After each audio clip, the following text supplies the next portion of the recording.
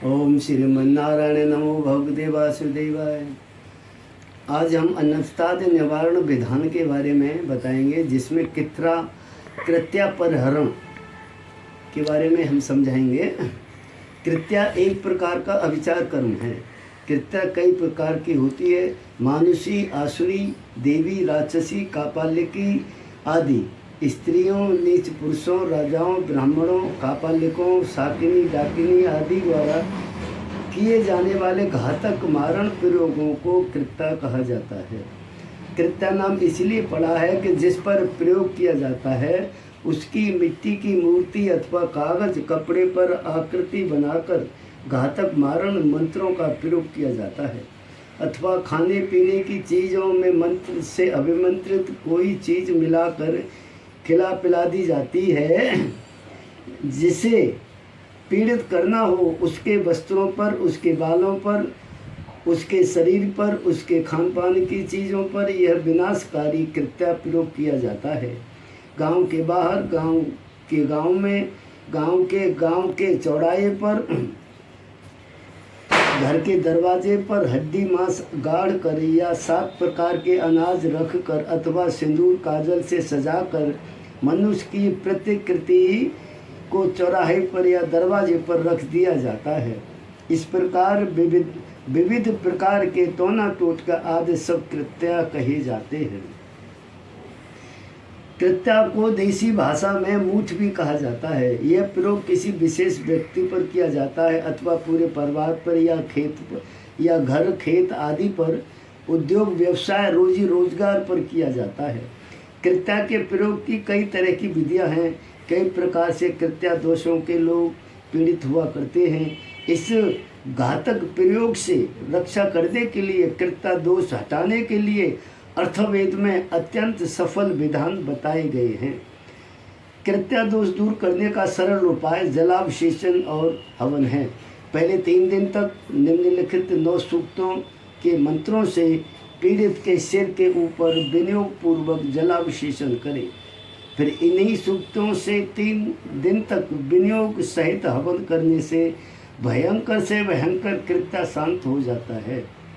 इसका विनियोग इस प्रकार है। कृत्या दोष परहरण विनियोग और हवन मंत्र।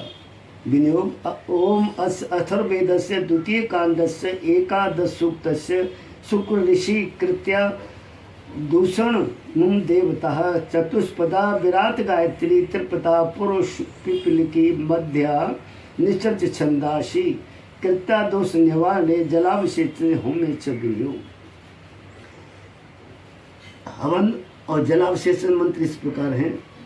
ओम दूष्या दूष रस हेत्या हेत रस मैन्या मैन रस आपनुहित श्रेयम मत समम क्राम स्वा स्त्रकृत्योवस प्रतिसरोवस प्रतिभिचरणे अस आपनुहि श्रेयसाम मत समम क्रामम स्वा प्रतीत अभिचार योस्म इंद्रे इंद्वैस्ते यवयम द्विष्म आपनुहि श्रेयाम समत समम क्रम स्व सूररसे वर्चोधास तनुपानोवस आपनुहि श्रेयसम समन समम क्राम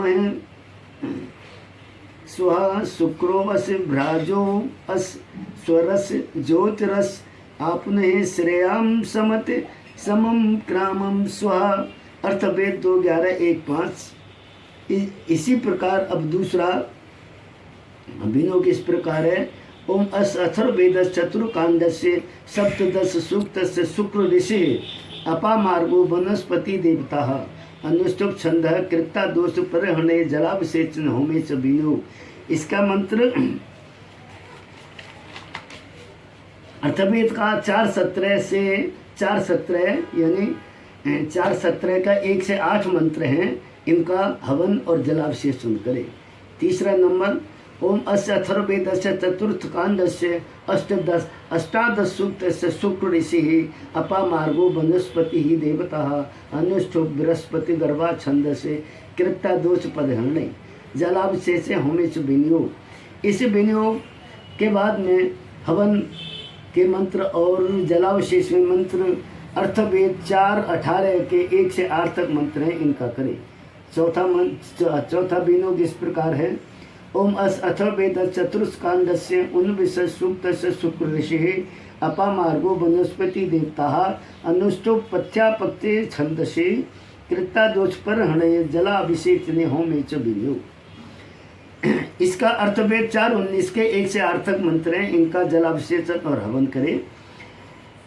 पांचवा इस प्रकार है। ओम अस अथर्वेदस्य पंचम कांडस्य चतुर्थ सूक्तस्य शुक्र ऋषिः वनस्पति कृता परहरणम देवते अनुष्टोपभूरि त्रिपदा विराट निश्रद बृहति त्रिपदा शाम्बी त्रिष्टुप स्वराट छंदासी कृत्या परहणे जलाभिषेचन होमे च विनियोग।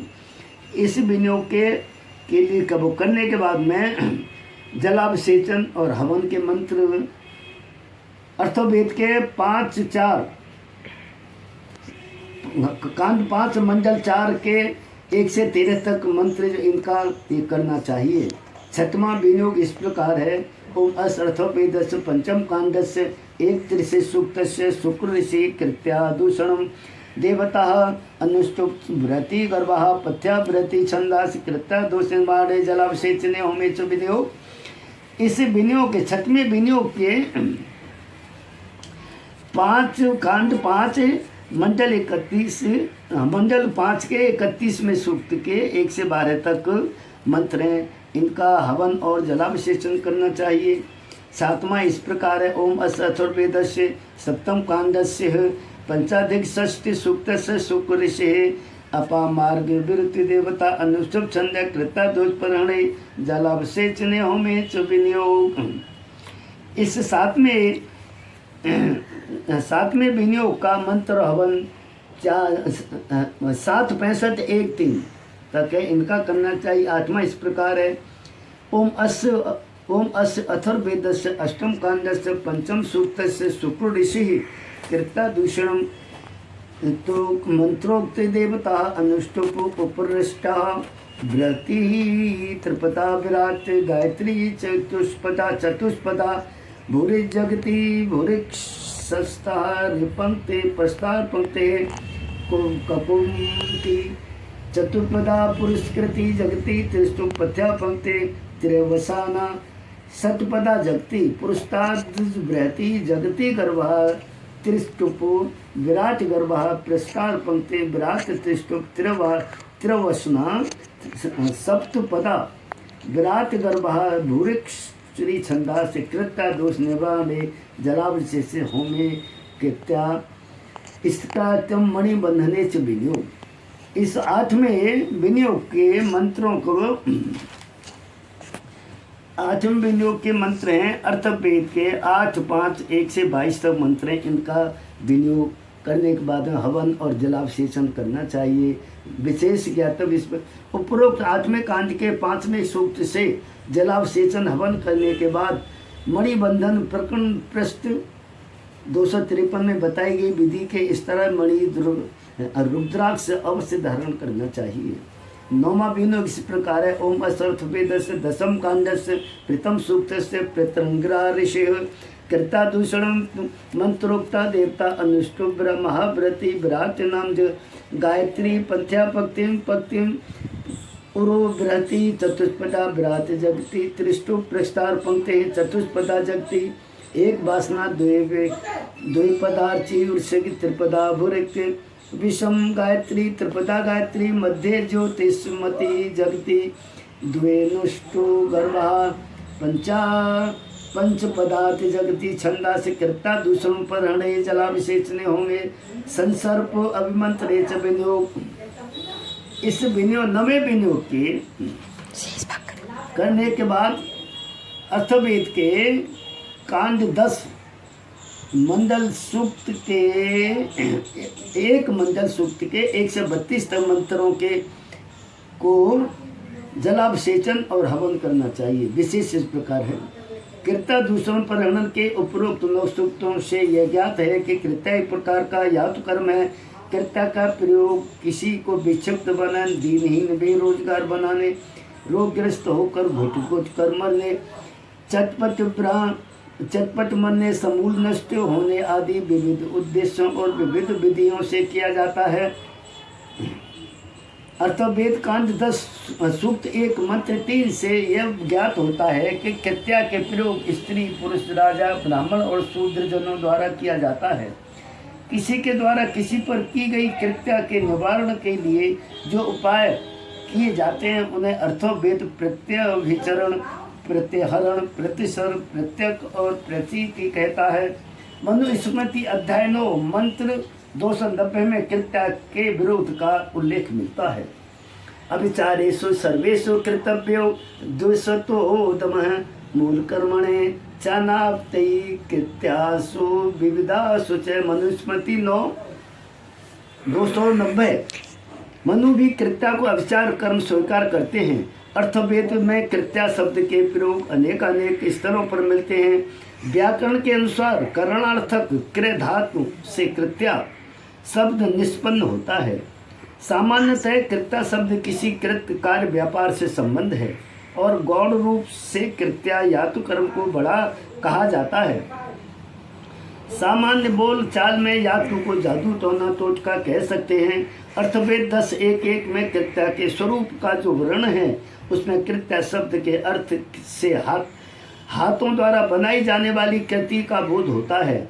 इसी सूक्त की ऋचा से जाना जाता है कि कृत्या सिर, नाक और कान वाली एक आकृति प्रतिकृति होती है जिसे पुष्प दर्भ दाम में, खेत में, शमशान भूमि में और घर के आंगन में फेंका जाता है। अर्थवेद कांड 5 सूक्त 31 से ज्ञात होता है कि कृत्या का निक्षेप, उसकी स्थापना मिट्टी की कच्ची हांडी में 7 प्रकार के मिट्टी, कपड़ा, कागज की बनी हुई में, वाहनाद में, सभा मंडप में, जुए के पासों में, कोढ़ी में, सेना में, मनुष्य की हड्डी में, बाण सर में तथा चिता में भस्म में चिता की भस्म में किया जाता है। कृत्या दोष निवारण के लिए जलाभिषेचन होम के अतिरिक्त अर्थवेद 10:1 के 32 मंत्रों से पीली सरसों अभिमंत्रित कर जिस व्यक्ति के ऊपर अथवा घर में जहाँ भी कृत्या दोष हो वहाँ पीली सरसों छिड़कने से कृत्या दोष दूर हो जाता है। इसमें जरा भी झूठ नहीं है, आजमा कर तो देख लो। अगले पृष्ठ पर हम कृत्या के संबंधित साधना पर संक्षिप्त प्रकाश डाल रहे हैं। कृत्यादि अभिचार कर्म का प्रयोग किसी निर्दोष व्यक्ति पर नहीं करना चाहिए। ओम नमो भगवते वासुदेवाय। श्रीमन नारायण। शेष भाग कल।